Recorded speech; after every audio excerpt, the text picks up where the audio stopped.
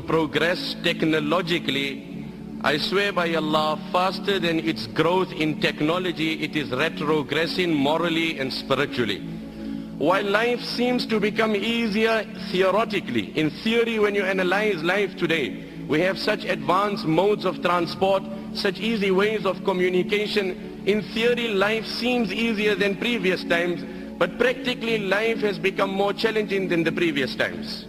Tension, depression and frustration has, wallah, become the order of the day. Happiness, joy and prosperity is something of the past.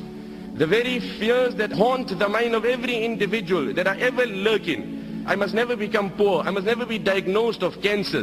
This must never happen. The fears that are ever lurking in the heart and the mind of every man is sufficient depression in the life of every person. The only way to avert financial depression, the only way to avert and divert financial depression is to convince yourself that Allah is the sustainer. When you've convinced yourself that Allah is the sustainer, now the fluctuation in the currency, the fake predictions of the economists, the competitors in the market will not make a difference to you. So this is the modern day poverty. That in the midst of affluence there is no joy. In the midst of comfort and luxury there is absolutely no joy.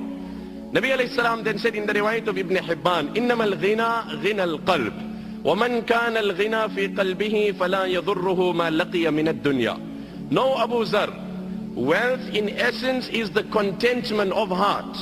And no Niagara Falls and no Victoria Falls can give you that contentment that is divine from Allah.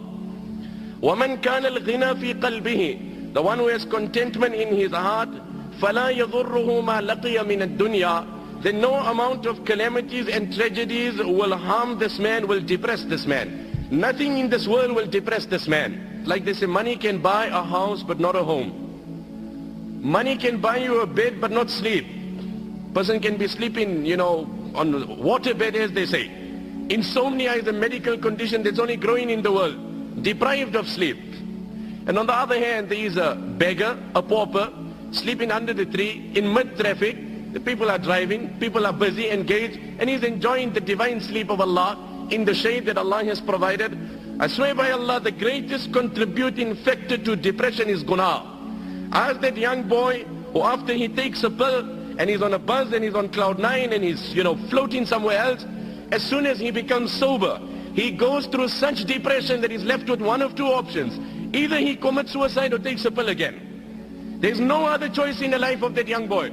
This is nothing, these antidepressant tablets, that is escapism. You are hiding the reality.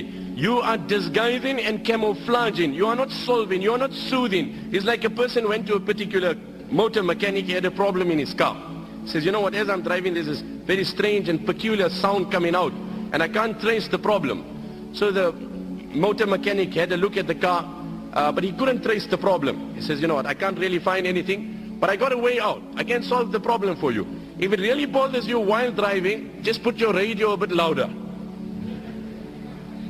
If the noise bothers you, just put your radio, and I promise you your problem will be solved without any money.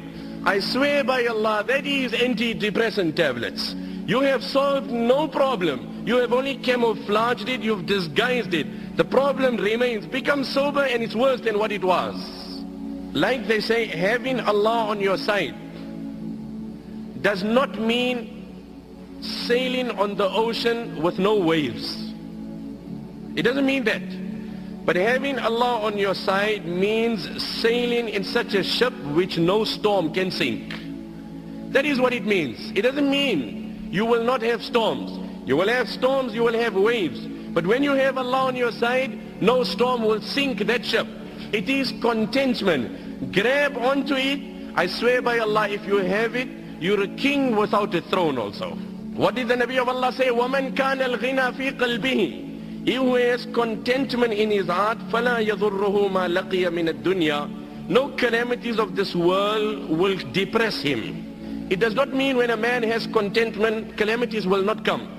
No, Allah will give him the strength to react differently. He will not get emotional by situations. Allah gives you the ability to focus on the reward promised in that challenge in Akhirah. My brother, you have tasted the fake pleasure. You've seen how it has deceived you. I call you in this gathering and I invite you and I implore you. I introduce you to divine pleasure. I introduce you to spiritual pleasure. Wallah, there is such pleasure in salah. A time may Allah favor you with it, one and all. that moment comes in your life, Allah's qasam, where you will go in sajda. And I promise you, you will derive such pleasure. Allah's qasam, in His control is my life. You won't able to lift your head up.